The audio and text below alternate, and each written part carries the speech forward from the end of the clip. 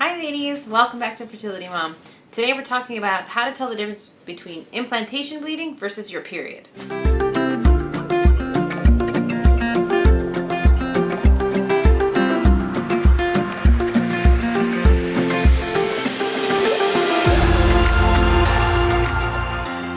Okay, so I get two main questions sent to me all the time. The first is all about fertility diet. People are always like, what kind of food should I eat? What kind of fertility diet should I be on? And I will tell you that fertility diet is the number one tool, thing, natural tip, whatever that you can do, that you can control to actually increase fertility and improve your egg health. Now, I do have a fertility diet program that you can join. I'll put the link down below. It's an awesome program. It's full of all science-based tricks and techniques and all the supplements that you need, all based on what the research says. So I really hope that you take the chance, you go down to the links and you check out that program. But the second main question that I get is all about how to tell the difference between implantation bleeding, ovulation bleeding, and period bleeding.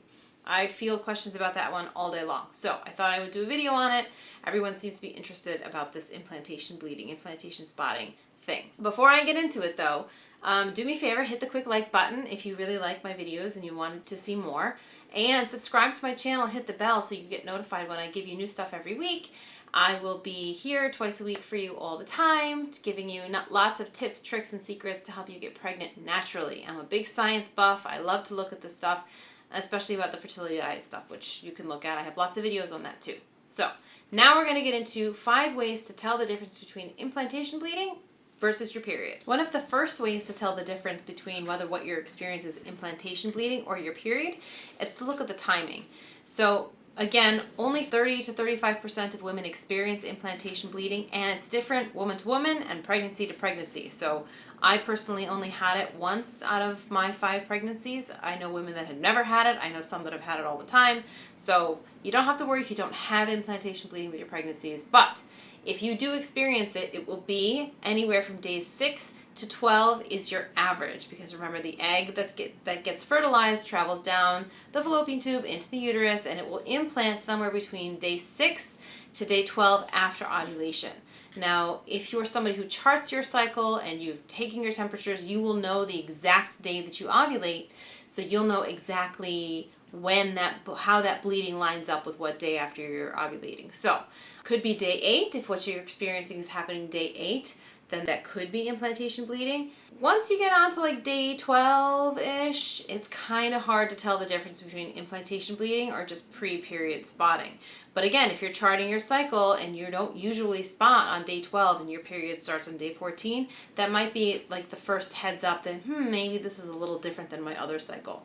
So timing would be your first clue. If it's day 7, it could be implantation bleeding, especially if you don't spot that early in your cycle. If it's further on day 12, it could be pre-period spotting, or it could be implantation bleeding depending on what's normal for you. The second way to tell the difference between implantation bleeding or your period is the length of the bleed.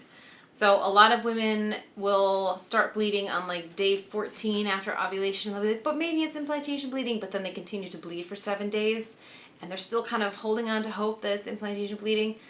If the bleeding lasts the length of your period, or it is the quality of your period, it's heavy, then it's likely your period. If the bleeding is just a little bit of spotting on day 6, 7, 8, 9, 10, and it's like for a few hours, maybe even just for a day, it's no more than to fill a panty liner, then that could likely be implantation bleeding. Again, once you start to get into like it's stretching out for days and days and days, it's probably the beginning and into your period. The fourth way to know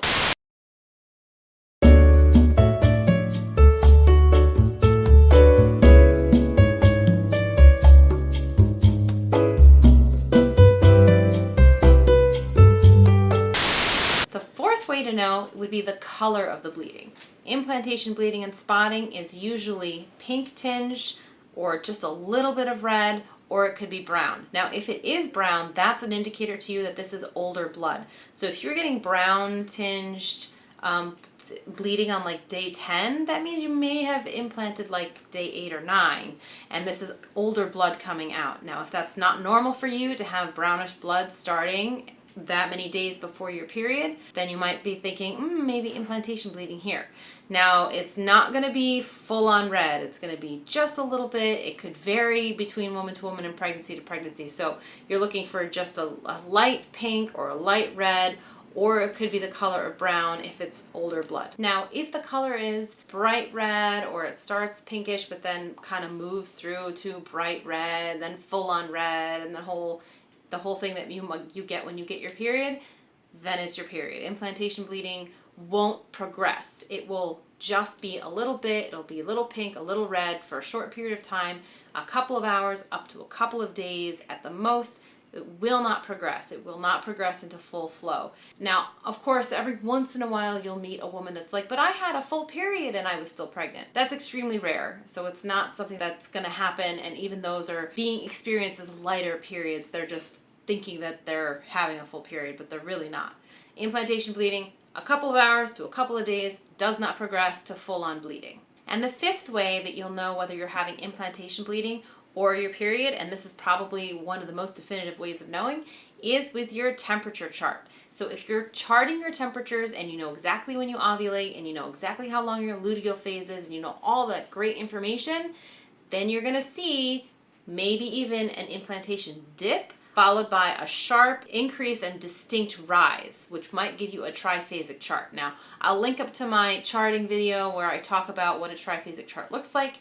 But if you have implantation bleeding accompanied by a dip in temperature followed by a sharp rise, that's likely indicating that we have some implantation bleeding happening. And it's also telling you that another nice little early pregnancy sign of that higher temperature. So if you're charting your temperatures, you see that, you might want to think about getting out that pee stick in a day or two. Oh, I forgot.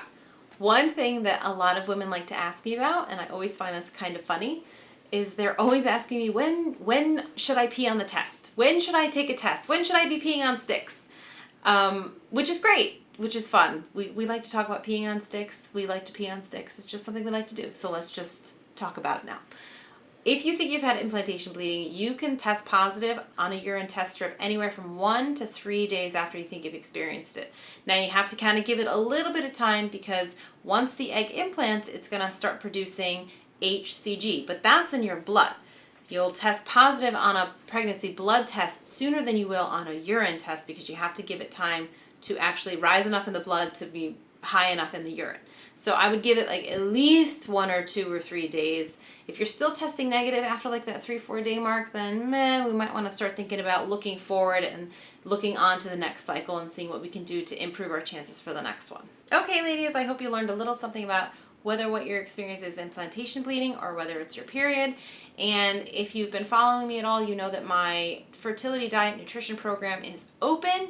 It's on super sale, and I really want you to take a look at it. It's going to help so many women help improve their egg quality, increase their fertility, and get pregnant naturally and faster.